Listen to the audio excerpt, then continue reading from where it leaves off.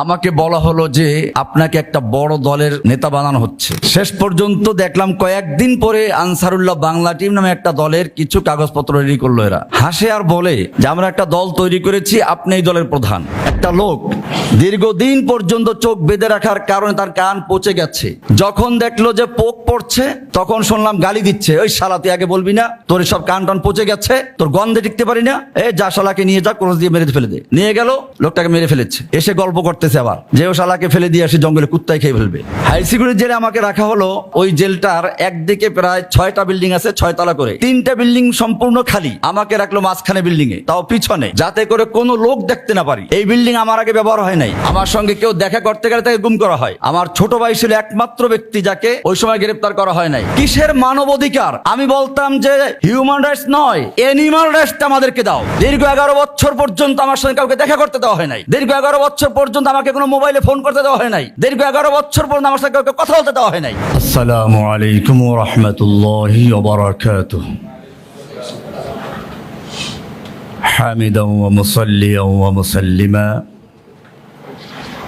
বৈষম্যহীন কারামুক্তি আন্দোলন কর্তৃক আয়োজিত কারাবন্দীদের ন্যায্য অধিকার প্রতিষ্ঠা, সকল মাজলুমের মুক্তি এবং নতুন করে জঙ্গি নাটকের প্রতিবাদে আয়োজিত অদ্য সাংবাদিক সম্মেলনের সম্মানিত সভাপতি, বৈষম্যহীন কারামুক্তি আন্দোলনের অতন্দ্র প্রহরী, মজলুমদের সত্যিকারী আপনজন নেতৃবৃন্দ, বাংলাদেশের সার্বভৌমত্ব এবং মানবাধিকারের সচেতন বিবেক সাংবাদিক বন্ধুগণ, আমি যদি কথা বলতে চাই অনেক লম্বা সময় বলতে হবে।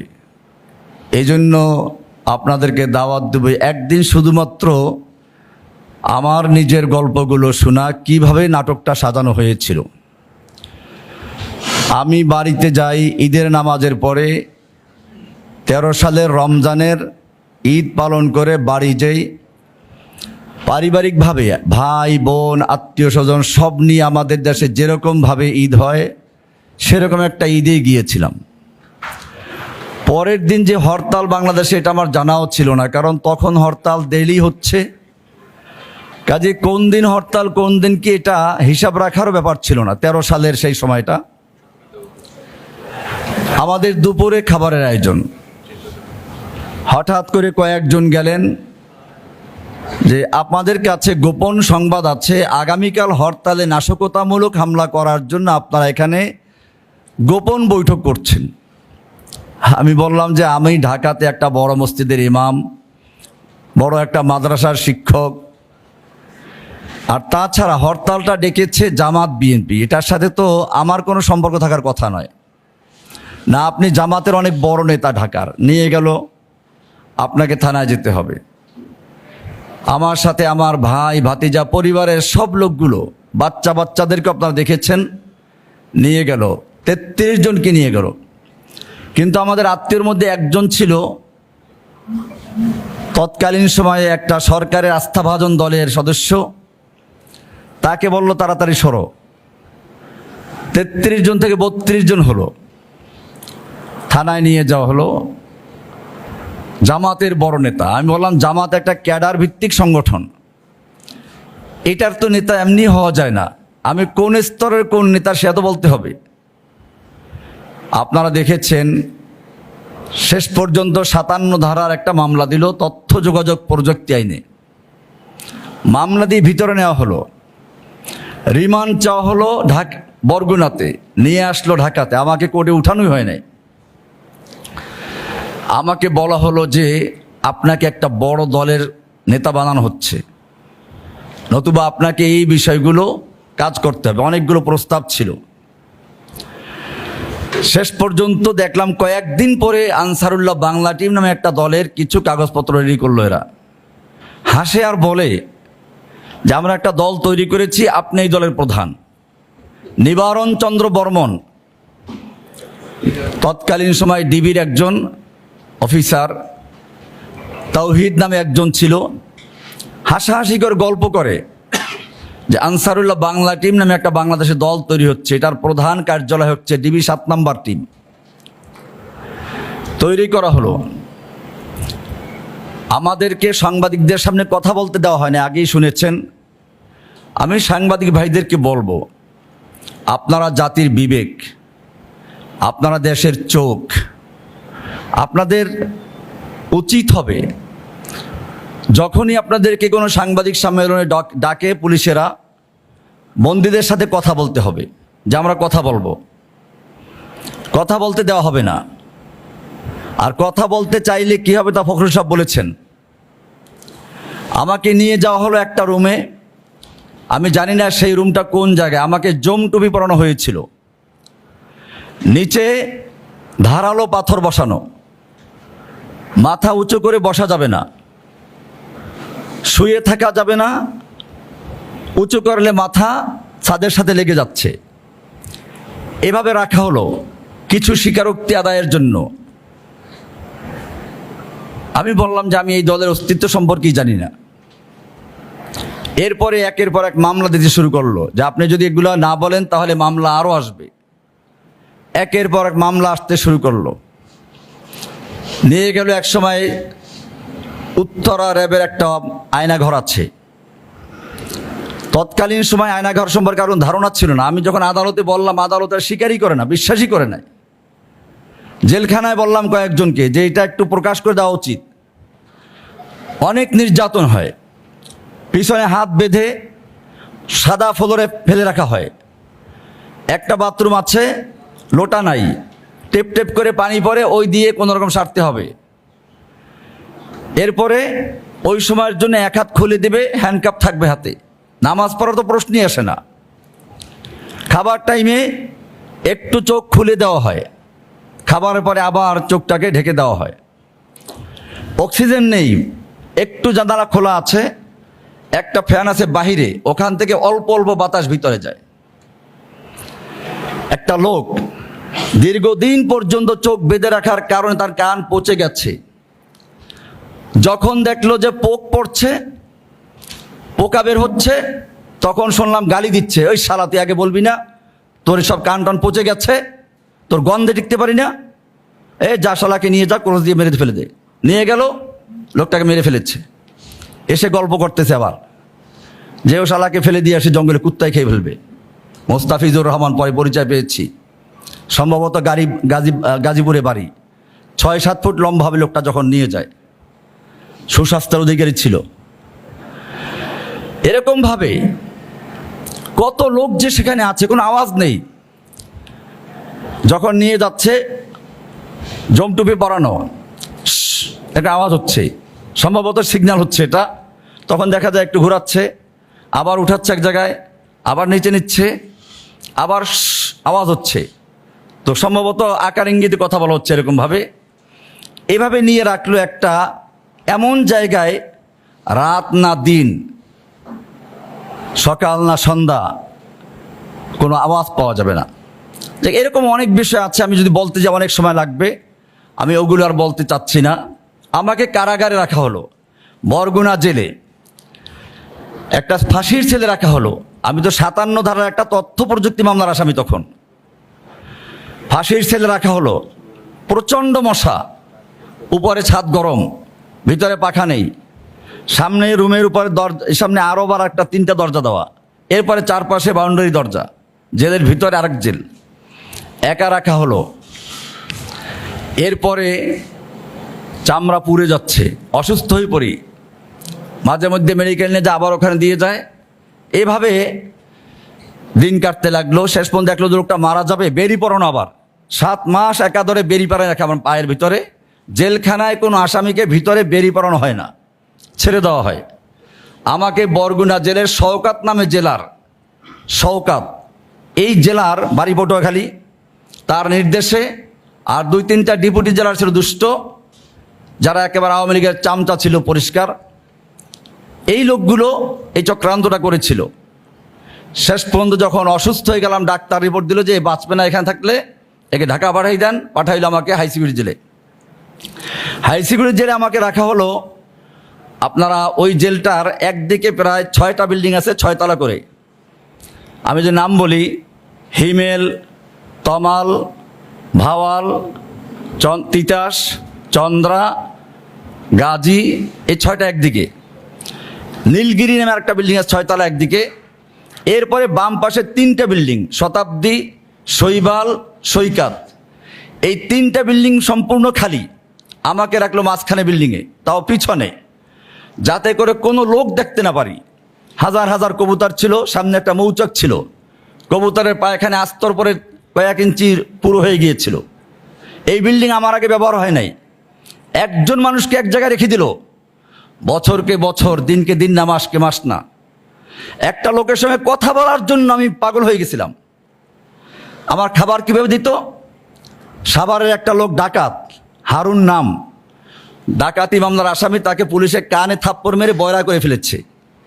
এই লোকটার ডিউটি ছিল বুড়া, আমার খাবারটা দিয়ে আসতো ভিতরে, আবার চলে যেত। বয়রা, কথা বলার কোনো সুযোগ নেই।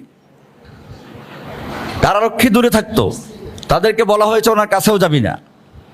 আমি আপনাদেরকে বলি, তখন আমার একমাত্র সান্ত্বনা ছিল আল কোরআন। আমি চিন্তা করলাম, ওরা আমাকে কারোর সঙ্গে কথা বলতে দেয় না, কিন্তু আল কোরআন কালামুল্লাহ, কোরআন তো আল্লাহর কথা। তো কোরআন পড়া মানে হচ্ছে আল্লাহর সঙ্গে কথা বলা। আমি কোরআন হেফজ করতে শুরু করলাম। আলহামদুলিল্লাহ, এত প্রশান্তি মনের ভিতরে লাভ করেছি। আপনাদেরকে বলবো, আপনারা কোরআনটা পড়বেন। আমার বক্তব্য যারা শুনছেন, বিপদের সময় কোরআন আপনাকে আপন হয়ে পাহারা দিবে। কোরআন আমাকে সাহায্য করছে। আল্লাহর কালাম আমার একাত্মতার সঙ্গে, একত্রের সঙ্গে ছিল। কোরআন আমাকে সান্ত্বনা দিয়েছে, তুমি আল্লাহর সাহায্যে আছো। এক সময় আমার এক পাশের ব্লকে বিএনপি তারেক জিয়ার পিএস মিয়া নুরুদ্দিন অপুকে রাখা হলো। তাকেও দেখলাম যে এক ব্লকে একা রাখা হলো। যাক, পাশে একটা লোক পাওয়া গেছে অনেক দিন পরে। তো জিজ্ঞেস করলাম, আপনার কি মামলা? সন্ত্রাসবিরোধী মামলা দিচ্ছে আমাকে। তাকেও সন্ত্রাসবিরোধী মামলা দেওয়া হলো। আমি আপনি এই মামলায় কেন? যাই হোক, সন্ত্রাসবিরোধী মামলাটা শেষ পর্যন্ত জামাতকে দেওয়া হয়, শিবিরকে দেওয়া হয় বিএনপিকেও দেওয়া হয়, হিজবুত তাহরিরকে। এরকম একটা মামলা সাজানো হয়েছিল। আমি বলতে গেলে এই নাটকগুলো অনেক সময় লাগবে।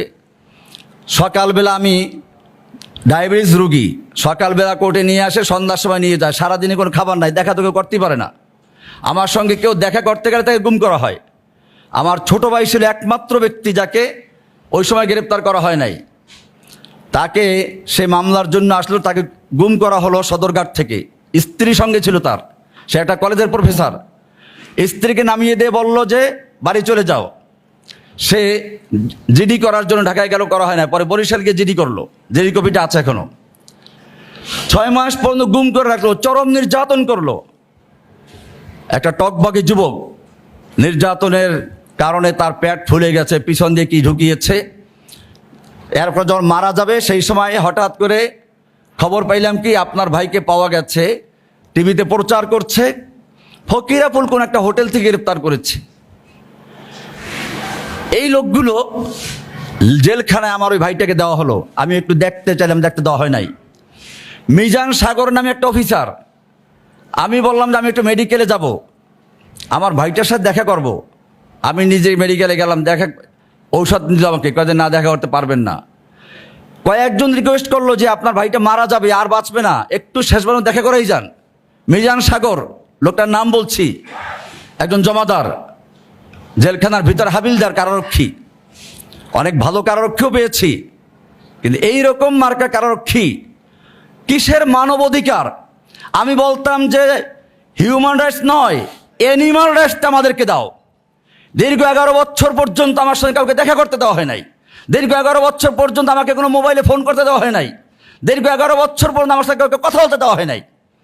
এমনকি সুব্রত বালা শেষ সময় আমাকে যখন হাইকোর্ট দেখলো যে এই মামলাগুলো কিছুই না, সাজানো মামলা। একটা কথা আপনাদেরকে বলি, বলা হয় আমাকে এই তত্ত্বাবধায়ক সরকার জামিন দিয়েছে, না, এটা ভুল কথা। আমার জামিন দিয়েছিল হাসিনা সরকারের সময়, হাইকোর্ট থেকে সব মামলা জামিন হয়েছিল। আপনারা সাংবাদিক, দেশের চক্ষু, আপনারা একটু চোখ খুলতে হবে আপনাদেরকে। আমাকে গেট থেকে জামিন দেওয়া হলো। হাসিনার তৎকালীন সিডিটিসি এর আগে ভিতরে বসে আছে। সুব্রত বালা ওই সময়কার জেলের জেলার সুপার এবং তার সঙ্গে জেলার, তারা আমাকে কাগজ কলমে জামিন দিয়ে তাদের হাতে তুলে দেয়। 3টা গাড়ি বাইরে ছিল। আপনারা এটা জানেন, জেলখানার গেটের ভিতরে সিসি ক্যামেরা আছে, বাইরে সিসি ক্যামেরা আছে। এরপরে মেইন গেট আছে, জেল কাশিমপুর জেলের একটা বড় গেট আছে, 4টা জেল ওখানে। এই 4টা জেলের একটা বড় গেট আছে, ওখানে অনেকগুলো সিসি ক্যামেরা থাকে। এরপরে আমাকে সেখান থেকে নিয়ে গেল সিটিটিসি ভবনে, ওটার সামনে ক্যামেরা, ভিতরে ক্যামেরা। আমাকে নিয়ে যে আয়না ঘর রাখলো সেখানে ক্যামেরা। এরপরেও প্রচার হতে লাগলো কি, আমাকে আবার মজাক করতো, জসিমউদ্দিন রহমানী জামিনে বের হয়ে গেছে, তাকে খোঁজা হচ্ছে, পাওয়া যাচ্ছে না, কোন আত্মীয়ের বাসায় আছে। হাসে আর বলে, আপনি আত্মীয়ের বাসায় আছেন, আমরা আপনার মামা হই। এরকমভাবে তারা চরমভাবে আমাকে কিছু স্বীকারোক্তির কথা বলছিল। ওরা বুঝতে পেরেছিল, আমি আপনাদেরকে বলি, হাসিনার যে পতন হবে এটা হাসিনা টের পেয়েছিল। কারণ এইরকম মাজলুম আলেমদের বদদোয়া আল্লাহর কাছে ফরিয়াদ হয়েছে। মানুষ মরার আগে বুঝতে পারে তার মৃত্যুর সময় ঘনিয়ে এসেছে। হাসিনা বুঝতে পেরেছিল, সেজন্য আমার কাছে বারবার মাপ চেয়েছে, ক্ষমা চেয়েছে আমাকে। আমি বলি আপনাদেরকে, লাস্টে আমাকে যখন শর্তগুলো আমি পূরণ করি নাই, আমাকে নতুন করে গ্রেপ্তার দেখাবার জন্য নিয়ে গেল, ক্রস ফায়ার দেওয়ার জন্য, সম্ভবত মোহাম্মদপুরের কবরস্থানে আশপাশ কোনো একটা জায়গা হবে। যাই হোক, আমি বললাম, দেখো জসিমউদ্দিন রহমানী কোনো অপরাধ করে নাই, তোদের উপর আল্লাহর গজব পড়বে, আমার জীবন গেলে সমস্যা নাই, তোরা কাকে খুশি করার জন্য আসছিস এখানে। ওরা ভয় পেয়ে গেছে, আমাকে নিয়ে আসলো, একটা নাটক করলো, ওখানে কয়েকজনকে দিয়ে একটা মামলা সাজাইলো। মামলা সাজায় আমাকে পরের দিন স্বীকারোক্তি নিবে। আপনারা বলি আপনাদেরকে, কোর্টে আমার কাছে মনে হয়েছিল এই যে ম্যাজিস্ট্রেট কোর্টের চত্বরটা, যেখানে হাজার হাজার মানুষ আসে যায়, পুলিশ আসে, আমাকে একটা গাড়ির মধ্যে ফেলাই রাখলো সারাটা দিন, রৌদ্রে প্রচণ্ড গরমে সিদ্ধই সাদা হয়ে গেছি।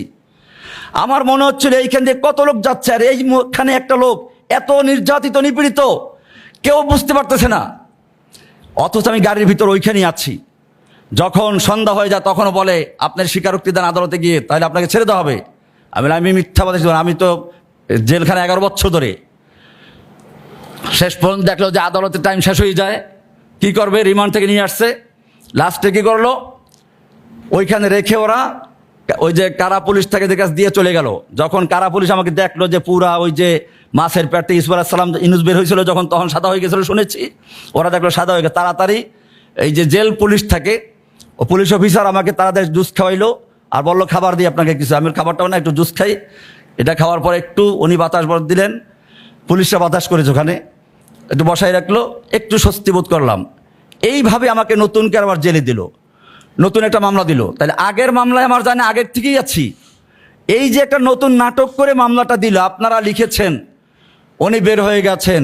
আপনার এতটুকু খোঁজে না যে 1টার সময়, দুপুর 1টার সময় একটা লোক বের হয়ে কই গেল, রাতের অন্ধকারের কথা ছিল, দুপুর 1টার সময় লোকটাকে ছাড়া হলো, লোকটা কোথায় গেল, সিসি ক্যামেরা চেক করেন, তাহলে পাওয়া যেত। কিন্তু না, একদল, আপনাদের কথা বলছি না, আপনারা অনেক ভালো সাংবাদিকও আছেন আমি জানি, কিন্তু ওই সময় আপনাদেরকে ডাকা হয় নাই, ডাকা হয়েছিল কিছু সাজানো কুকুরকে, ভারতের 5 গোলাম। এই লোকগুলোকে দিয়ে সাংবাদিক সম্মেলন করতো, ওখানে ডাকতো, এরা যেভাবে সাজিয়ে দিত সেভাবে রিপোর্ট করতো, আর সাথে কিছু টাকা ধরাই দিত। এই নাটক আগে হয়েছে। আমি বলতে চাই, এখন আমার সেই মামলাটা নিষ্পত্তি হয় নাই। এরকমভাবে বরগুনার যে মামলাটা প্রথম দিয়েছিল, 57 ধারার মামলা, আপনারা জানেন কত আন্দোলন করেছেন, আমার সেই মামলা এখন মধ্যে বিচার শুরুই হয় নাই। এই 11 বছর চলে গেছে, জামিন বিচার শুরু হয় নাই, এখনও একটা মামলার বিচার শুরু হয় নাই। একটা মামলা তারা অনেক গুরুত্ব দিয়েছিল, ব্লগার রাজীব হায়দার মামলার আমাকে জড়ানো হয়েছিল, আপনারা জানেন। আপনাদেরকে আমি বলি, একটু মাথা খোলা রাখবেন। এই মামলা যদি আমি সত্যি আসামি হতাম, যুক্ত থাকতাম, তাহলে আমাকে কি ওরা 5 বছরের সাজা দেয়? সাজাটা কেমনি দিছে দেখবেন, ওখানে জজ কোর্ট থেকে বিচারের যে রায়ের কপি একটা খোঁজ নেবেন, পরিষ্কার লেখা আছে এই মামলার আসামি জসিমউদ্দিন রহমানীকে যদিও আনসারুল্লাহ বাংলা টিমের গুরু, প্রধান অথবা আধ্যাত্মিক নেতা বলা হয়েছে, কিন্তু রাষ্ট্রপক্ষ প্রমাণ করতে সম্পূর্ণ ব্যর্থ হয়েছে, সম্পূর্ণ ব্যর্থ হয়েছে। বল তাহলে 5 বছর সাজা কেমনে দিল? এক পৃষ্ঠা পরে দেখবেন 282 নম্বর 83 নম্বর পৃষ্ঠায়, সেখানে লেখা আছে, তবে এই মামলার সার্বিক বিবেচনায় তাকে উস্কানিদাতার ভূমিকা পালনের বিষয় বিবেচনা করে 5 বছরের সাজা দেওয়া হলো। ভূমিকা পালনের বিষয় তাও বিবেচনা করে এইভাবে 5 বছরের সাজা। আমি আপনাদের জিজ্ঞেস করি, প্রমাণ করতে পারলে কি আমাকে ওই মামলায় 5 বছর সাজা দেয়? তাহলে আপনারা কেন এই জিনিসগুলো দেখেন নাই? এরপরে দ্রুত নিয়ে গেল হাইকোর্টে। হাইকোর্ট দেখলো যে এই 5 বছরের বেশি দিছে, আর 5 বছর খাটা শেষ হয়ে গেছে আমার ইতিমধ্যে। তো এরপরে আর কোনো মামলার বিচার করতে যায় নাই। আপনারা আমাকে এভাবে ফাঁসানো কেন হয়েছিল, এর অনেক রহস্য আছে। শেখ হাসিনার জানেন কতগুলো ফালতু বক্তব্য ছিল। মদিনা সনদ দিয়ে দেশ চলবে। আমি পড়াশোনা করেছি দেওবন্দে, আমি জামিয়া রহমানিয়ার ফার্স্ট ছাত্র ছিলাম, দেওবন্দের উচ্চ পর্যায়ের ছাত্র ছিলাম আমি। মদিনা সনদ কি আমার মুখস্থ আছে। আমি প্রতিবাদ করেছিলাম যে মদিনার সনদ, রাষ্ট্র মদিনা সনদ কি আছে জানেন কিছু? এতে খেপে গেল তার লোকেরা। তো এরকম কিছু বিষয় ছিল। আমি যাই হোক, আমি আপনাদের বলতে চাই, কারাগারে যে নির্যাতনগুলো হয় সেগুলো আপনাদের তুলে ধরতে গেলে আমার অনেক সময় লাগবে। সেখানে গাঁজা, ইয়াবা এগুলো ব্যাপকভাবে পাওয়া যায়। এমনকি এইগুলো যারা ব্যবসা করে তাদেরকে ফ্রি করে দেওয়া হয়। এদের মধ্যে মারামারি হয় জেলখানার ভিতরে। আর যারা ইসলামিক লাইনের বন্দী এদেরকে আটকে রাখা হতো, এমনকি মোবাইল ফোন দেওয়া হতো না, এমনকি তারা কারোর সাথে কথা বলতে না পারে। পুরা জেলখানাটা আতঙ্কের পরিবেশ সৃষ্টি করে রাখা হতো এই জঙ্গি বিল্ডিং নামে। বিল্ডিংটাই জঙ্গি বিল্ডিং। এরকমভাবে এই নাটকগুলো সাজানো হয়েছিল। আমি বর্তমান সরকারকে বলবো, হাসিনার সেই নাটক যারা তৈরি করেছিল এখনও তারা প্রশাসনের রন্ধ্রে রন্ধ্রে ঢুকে আছে। এদেরকে যদি না সারানো হয় তাহলে যেই কোনো মুহূর্তে আবার তারা দেশকে অস্থিতিশীল করে তুলবে, সরকারকে বিব্রত করবে। আমরা চাই এই সরকার স্থায়ী থাকুক, এই সরকার দেশের শান্তি ফিরে আনুক। আমরা সহযোগিতা করে যাচ্ছি। বাংলাদেশে যদি সত্যিকার অর্থে হাসিনার কথা মতো সাজানো মতো জঙ্গি থাকতো, তাহলে এই বিশৃঙ্খল সময় তো সবচেয়ে বেশি জঙ্গিবাদের নাটক ঘটনা ঘটতো।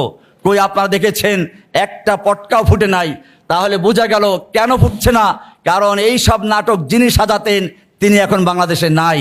সেজন্য এই নাটক এখনও যারা সাজাচ্ছে তাদেরকে খুঁজে বের করে গ্রেপ্তারের আইনের আওতায় নিয়ে আসুন এবং এদেশের তাওহীদি জনতা ঐক্যবদ্ধ থাকুন। সাংবাদিক ভাইদেরকে বলবো, আপনারা দেশের বিবেক, আপনারা সরকারের চোখ, আপনারা যদি সচেতন থাকেন তাহলে এই নাটক আর পুনর্বার দেশে প্রতিষ্ঠা করা সম্ভব হবে না। আর যদি আপনারা সচেতন না থাকেন তাহলে হয়তো আবার এই নাটকগুলো শুরু হবে। পরিশেষে আজকে যে কয়েকটা বিষয় দেখলাম, ফারাবি ছেলেটা লেখালেখি করত, আমার জানা মতে কোনো ঘটনার সাথে জড়িত না। ছেলেটা অন্ধ হয়ে গেছে। দেখতাম যে রাতের বেলা বাতি বন্ধ করে তারপর পরে রাতের বেলা বাতি বন্ধ করে। আমি কি, তুমি কি নকটার্ন নাকি, মানে নিশাচর প্রাণী নাকি? ও হ্যাঁ, লজ্জা পেত। আমি চোখে দেখি না। বেচারা যদি এখন মুক্তি পায় হয়তো চিকিৎসা করে ভালো হতে পারে। একটা নিরপরাধ মানুষ, এরকম অসংখ্য নিরপরাধ মানুষ জেলে আছে এখনো।